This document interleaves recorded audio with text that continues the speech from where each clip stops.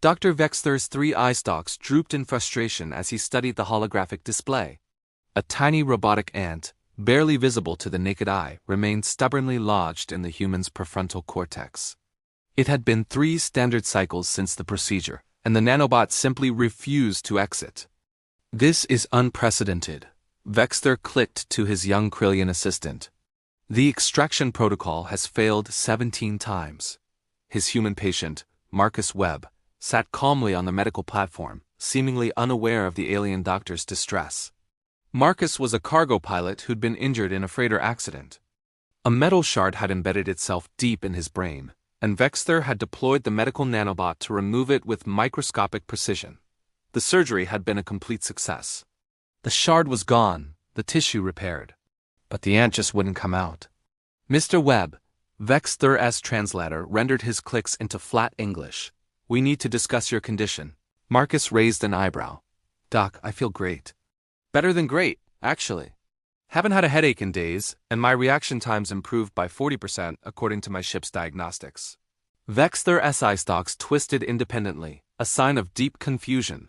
"That's concerning. The nanobot is designed for temporary insertion only. Its power cell will eventually deplete, causing severe neural damage." "When?" Marcus asked, unfazed. "Approximately 400 cycles," Marcus shrugged. "That's over a year in human time. Plenty of time to figure it out." But Vexler couldn't figure it out. He consulted with the galaxy's leading experts in nanotechnology. He even contacted the Architect Collective, the ancient race that had originally designed the nanobots millennia ago. Their response chilled him to his core. If the ant won't leave, it has found something worth staying for. 6 months passed. Marcus continued his cargo runs, his reputation growing as the pilot with impossible reflexes and uncanny navigation skills. He could calculate jump coordinates in his head and sense hull breaches before the ship's sensors even detected them. Vexler monitored him obsessively. The nanobot's power cell should have been depleting. Instead, it was recharging? "Impossible," Vexler muttered, reviewing the scans for the 100th time. Then he saw it. The nanobot hadn't just settled in Marcus's brain. It had integrated. It was forming new connections, optimizing neural pathways, and somehow converting the human's own neurochemical processes into power. And Marcus's brain was adapting to it, learning from it. They were becoming symbiotic. Vexler called Marcus in for an emergency consultation. "Mr. Webb, something critical has happened. The nanobot has begun integrating with your neural structure. This is beyond any documented case in galactic medical history." Marcus nodded slowly. "I know. You know? Doc, I can feel it. Not as a foreign object, but as part of me. It's like I suddenly have a new sense. Yesterday, I detected a microscopic crack in my ship's reactor casing just by touching the wall. Saved my whole crew. This is dangerous, Mr. Webb. We don't know the long-term effects." Marcus cut him off respectfully.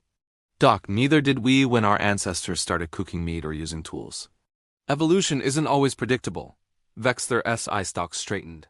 His own species had achieved spaceflight through careful, methodical development over millions of years.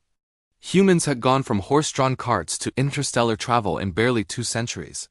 They were chaos incarnate. Within a year, Marcus had become something unprecedented, a hybrid intelligence. He was still human, still himself, but enhanced in ways that seemed almost magical. His success inspired dozens of human volunteers to undergo similar procedures, horrifying the Galactic Medical Council. Vexler was called before them to explain. "These humans are unpredictable," Council Head Mortax intoned. "They take our careful technology and use it in ways never intended. This is dangerous." Vexler's stalks rose defiantly. "Or it could be revolutionary. For millions of years, we've treated technology and biology as separate things. Humans don't see that distinction. They never have. When they discovered fire, they integrated it into their entire civilization.